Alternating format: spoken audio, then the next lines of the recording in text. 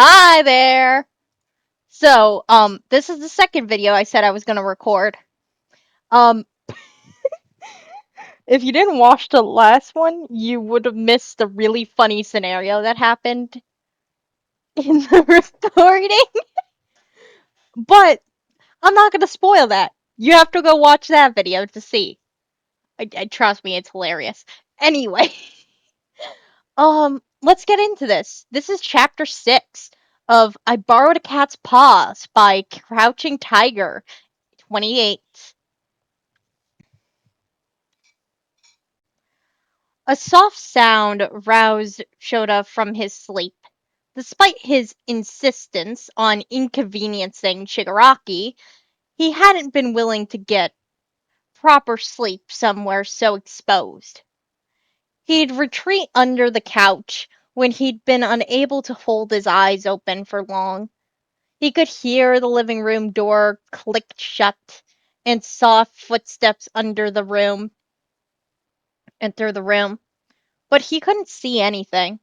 Tasting the air automatically should have found that it smelled mostly of cleaning solution and dust, but also very faintly of bitter firewood? Dabby? Shota squirmed to the edge of the couch, peering out at the room. Nothing much had changed since Shota had slipped under the couch. The lights were still out, the front door closed, and the room empty. Behind the bar, out of Shota's sight, someone was creeping around barefoot. Glass scraped against wood, and a magnetized cupboard clicked shut. Ice clinked on glass, and Shota wriggled all the way out from under the couch, padding silently towards the bar. He peeked around the edge. The open freezer cast a long slice of cold blue light over the hardwood, eerily illuminating the villain crouched in the center of the light. It was only a few shades away from the furious blue glow of Dobby's own fire, and for a moment Shota couldn't breathe.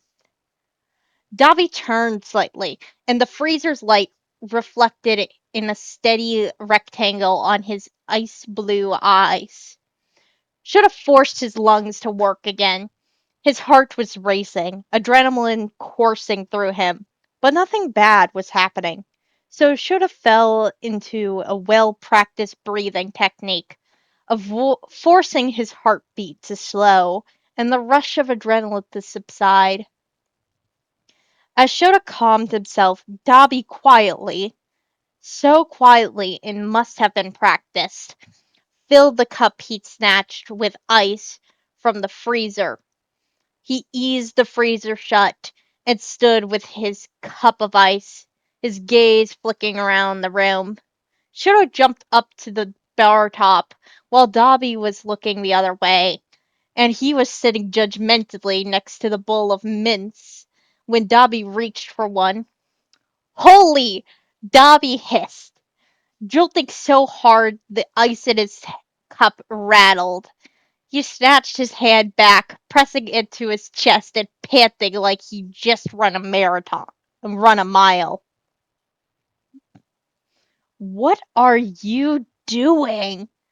Dobby whispered, glancing furtively around the room. There was no one else in it. Shota knew there was no one in it, because he had actually been paying attention to the door. Eating ice is not a suitable solution to quark-induced overheating, Shota said flatly. Of course, it came out as an unhappy grumbling noise. At least Shota knew what he'd said. I'm not going to feed you anything, Dobby said, carefully moving his hand closer to the bowl. You're going to get yourself killed, Shota observed, watching Dobby tentatively snatch 2 mints from the bowl. Methanol in ice is not gonna solve your overheating problem. Shh! Dobby hissed, pressing a finger to his lips. Would you be quiet? No. Shota said pettily, but did actually stop talking. It wasn't like his warning would do Dobby any good anyway. The man couldn't even understand him. Thank you, Dobby grumbled after a moment of Shota's silence. He swiped one more mint and silently stalked away to flop on the couch.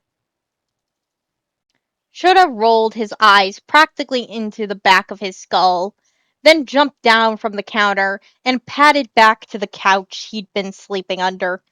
Unfortunately, Shota was now wide awake and would definitely not be able to fall asleep again.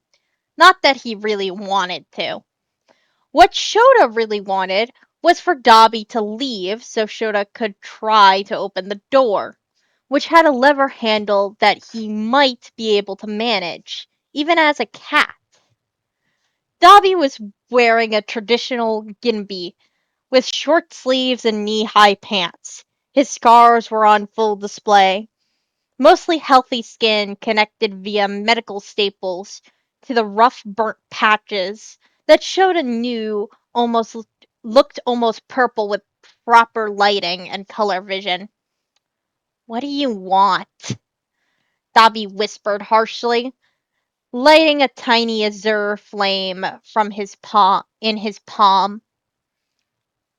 Shota hissed at the fire, only barely resisting the urge to activate his quirk. Instead, he swiped at Dobby's leg, digging his claws into the rough scars. Dobby winced, and the fire vanished. Fine, Dobby snapped, voice still lowered. I'll turn the fire off. Is that what you want? Shota rested a paw on Dobby's leg and stared at him with immeasurable judgment. What part of Shota was a cat did he not understand? What? Dobby asked. Don't just look at me. I don't speak cat. Shota sighed,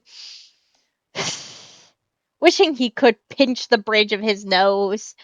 He rubbed a paw over his face instead, but it wasn't nearly as helpful. You are going to explode, Shota grumbled. Didn't anyone tell you anything about fire quirks? Leave me alone, said Dobby said, voice still hushed. I'm not going to pet you right now, or feed you, or whatever else you want. I want you to not kill me when you eventually have a quirk-induced meltdown and set everything on fire. Shota sighed, but he knew it was useless. Dobby couldn't understand him. He'd either have to figure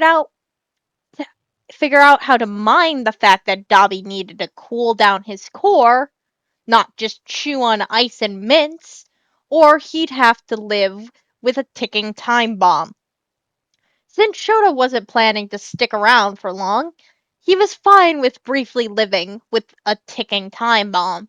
Besides, with Erasure so much easier to use in this form, it probably wouldn't be too bad if Dobby did melt down.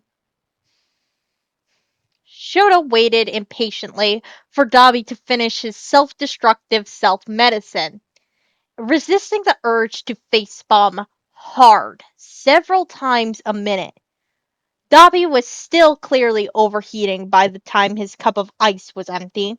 From where he'd hopped up to sit on the couch, about half a meter from Dobby, Shota could practically feel the heat radiating from him. Stop looking at me like that, Dobby whispered furiously. You're a cat. What do you know? Shota added, irrationally angry and defensive to his list of symptoms, and merely flicked his tail in response to Dobby's furious demand. A perpetual, badly self-treated fire quirk pre-meltdown would explain a lot of Dobby's manic energy. An increased tendency for quirk-induced self-harm, a lower self of self-preservation, and quicker, more violent temper. were all pre-meltdown symptoms of a variety of different quirks, and doubly so for fire quirks. The question was, how much of Dobby's attitude was from his pre-meltdown, and how much was just him? Dobby chugged the ice melt water in the bottom of his cups, and then stood abruptly. He offered Shota a middle finger, and stalked silently back to the kitchen, setting his cup in the drying rack on the counter, and discarding the mint wrappers in the trash can.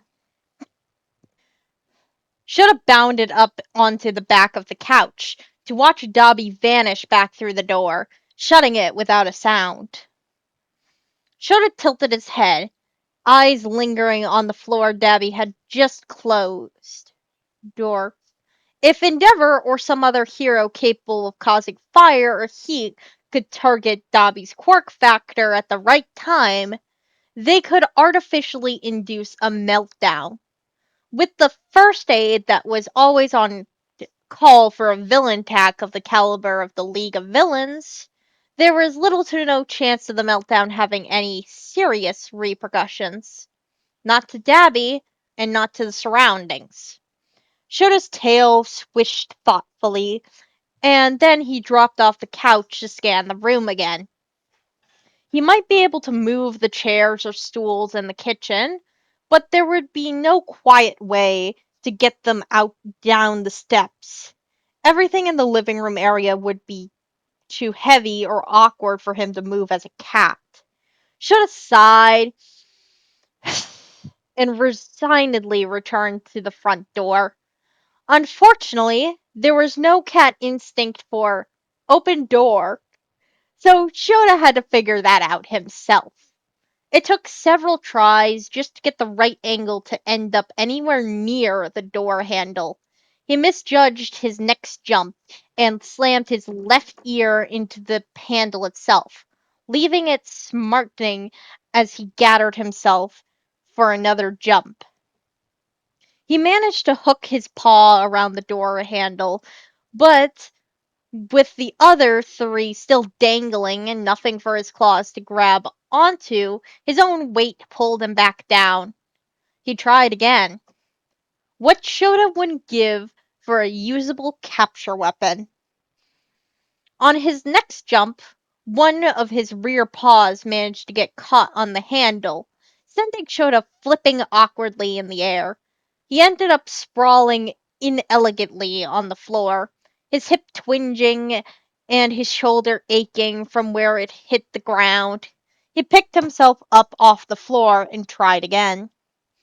After a dozen attempts and a dozen more failures, some more painful than others, Shota managed to get both front paws hooked over the post of the door handle. He awkwardly gripped the handle itself between his teeth, straining his neck to drag it downwards. The latch clicked. Nothing happened. Forearms burning with the strain, Shota was forced to let go of the handle and drop back to the floor. He stared up at the door, tail lashing furiously. It wasn't locked. He checked that first, before even trying to open it.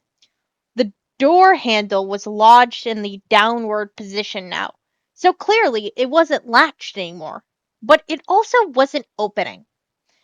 With a deep breath, so he wouldn't scream, Shota gathered his haunches and jumped for the door handle again. He ran face first into the door itself. He tried again. He hooked a paw over the handle, but his grip was backward, so he was barely holding it before he slipped off. He tried again. This time he undershot it, his outstretched paw only barely touching the handle, slipping off before he could even try to hook it over. Again. His hips ached with how many times he'd hit the floor, too focused on the doorknob to bother landing on his feet half the time.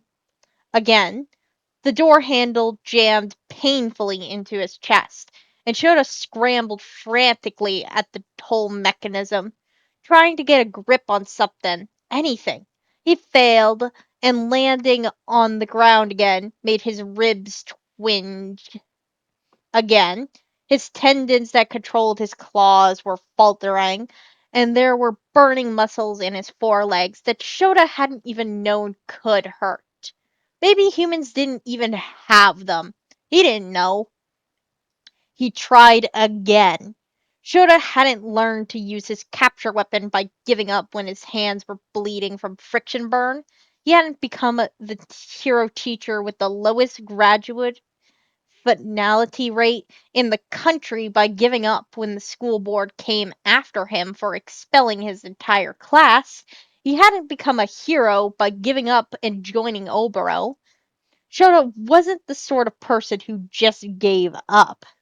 Not until he knew there was nothing he could do. And there was certainly something he could do. Shota jumped, and he hooked his right paw over the post of the handle, and his left around the handle itself. With his back paws braced against the wall, he shoved hard, straining his spine and hips.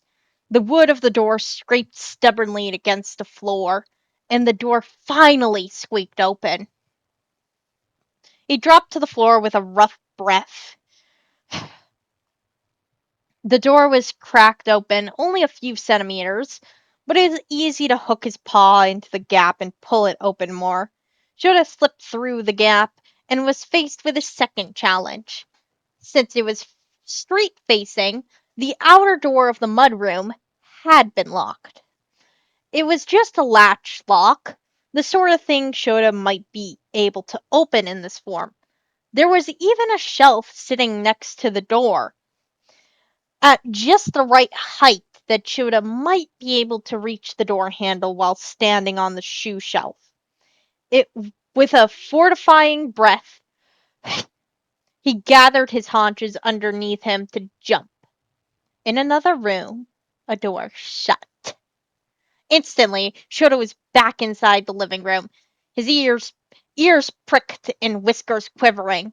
Footsteps made their way towards the doorway into the living room. He didn't know enough to pinpoint whose footsteps they were, but there was no good possibility. Shota glanced at the door behind him, his time ticking away to the beat of footsteps on hard wood. He'd spent so long trying to open this door, but if the League knew he could open it, then it would undoubtedly be locked in the future. With barely a moment of hesitation, Shota pushed the door shut with a back paw and darted for the couch, slipping underneath it, right as the living room door swung open. Kuragiri stepped through, already dressed in his full suit. Shota scowled at him from under the couch, his tail lashing. "Good morning, Kitty," Kuragiri said quietly, retrieving several assorted jars, bottles, and rectangular dry good containers from various cupboards in the kitchen. A cupboard appeared on the counter a moment later, and Kuragiri got to work mixing things. Shota watched the villain work for several minutes before he glanced at the digital clock over the oven. It was 5 in the morning. 5 in the morning. Shota was awake because his sleep schedule was intentionally staggered. He had 2 sleeping periods and 2 waking periods, one to teach and grade, the other to a patrol. Also, he'd been turned into a cat, and that had clearly wildly thrown off his sleep schedule. So Shota had a good reason for being awake at this unholy hour in the morning. What was Kuragiri's excuse? Well, he wouldn't get an answer while huddling under the couch. He probably wouldn't get an answer either way, but it was more likely if he went to the problem directly. The problem, of course, meaning the villain who had decided to wake up far too early in the morning. Shota squirmed out from under the couch, slinking towards the kitchen area and hopping up onto the bar top. It smelled even stronger of yeast this close, and Shota suspected the pale, frothy liquid in the mixing bowl was nothing but yeast and milk. "Come to join me?" Kurogiri said. "I'm making milk bread." That certainly explained the yeast.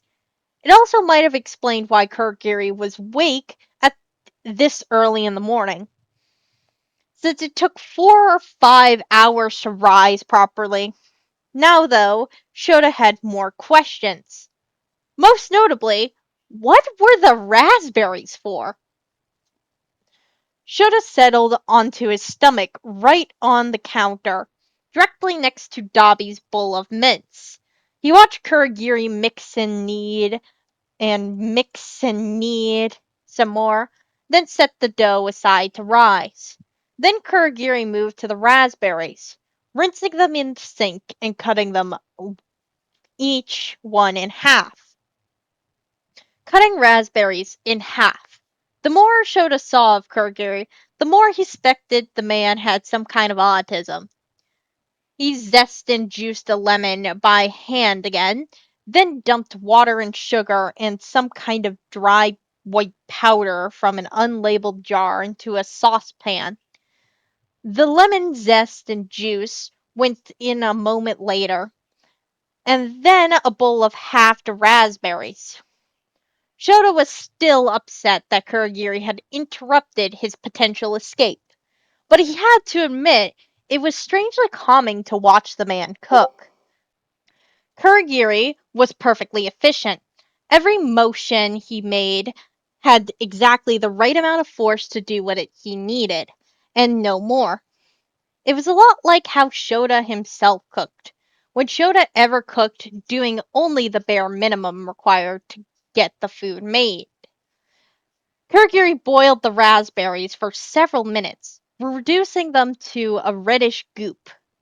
What had been the point of cutting the raspberries? That was the thing Shota didn't understand. Everything else Kurogiri did had a purpose. He knew where everything in the kitchen was and didn't waste time or motion looking for something. He didn't need to consult any recipes, only measure directly from the jar. But he spent the time to individually cut each raspberry precisely in half.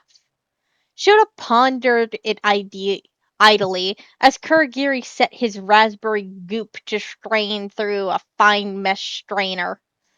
The kitchen was silent for a moment as Kurogiri stopped moving. The only sound was a quiet thump of Shota's tail on the bar top. Then Kurogiri reached under the counter and something out of sight made a soft click, click, clicking noise. Clicking sound. A radio.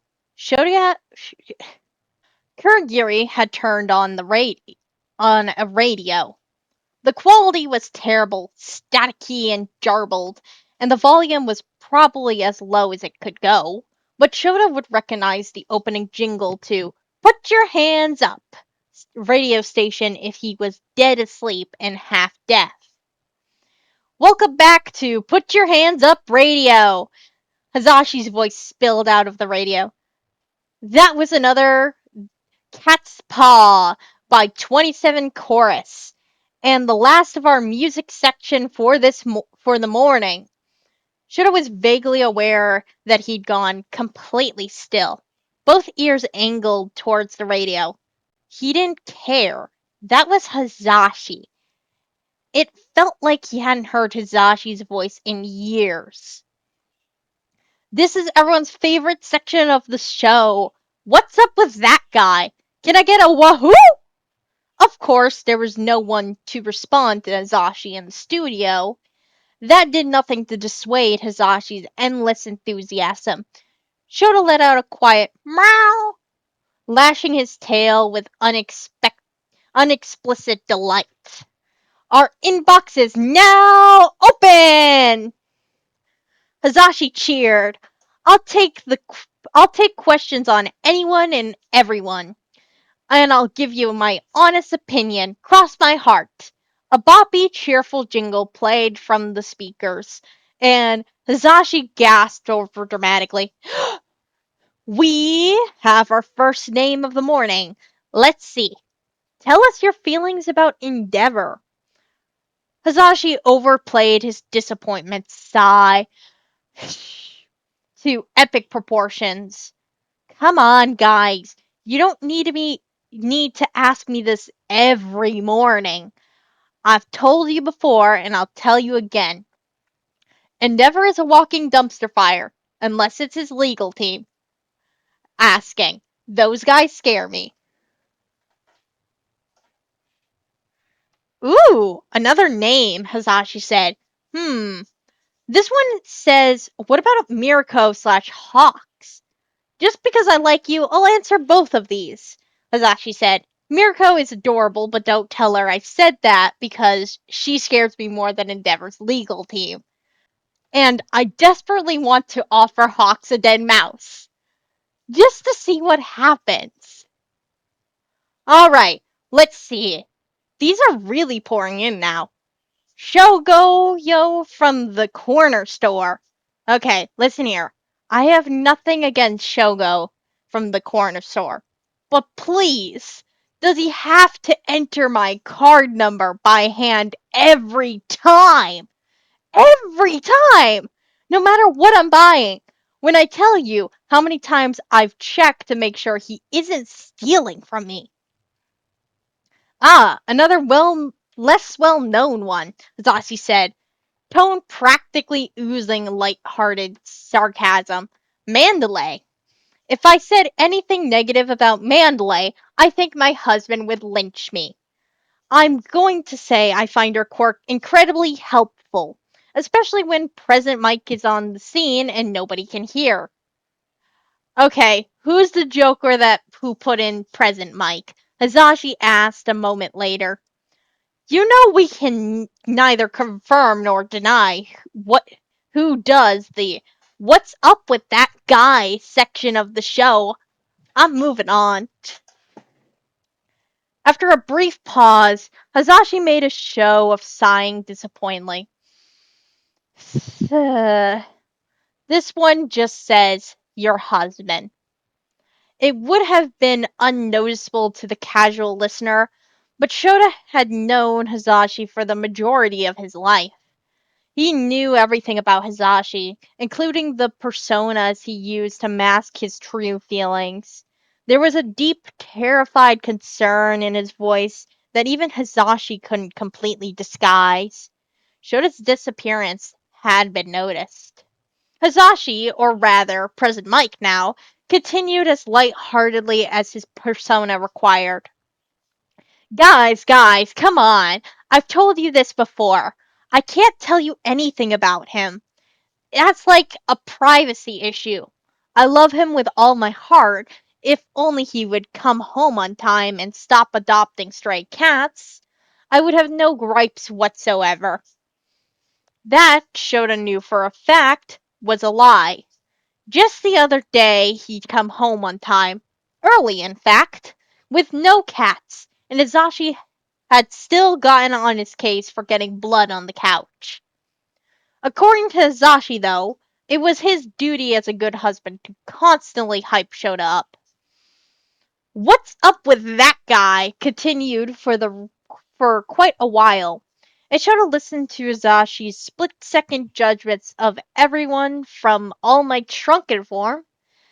That man needs to get some meat on his bones. My goodness, he looks like a strong wind would snap him in half.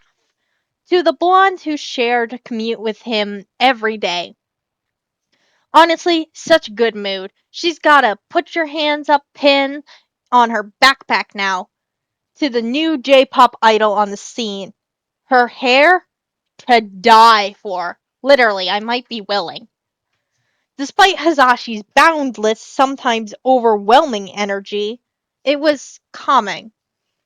It stabilized Shota, grounded him in reality, and reinvigorated his determination to get out of here.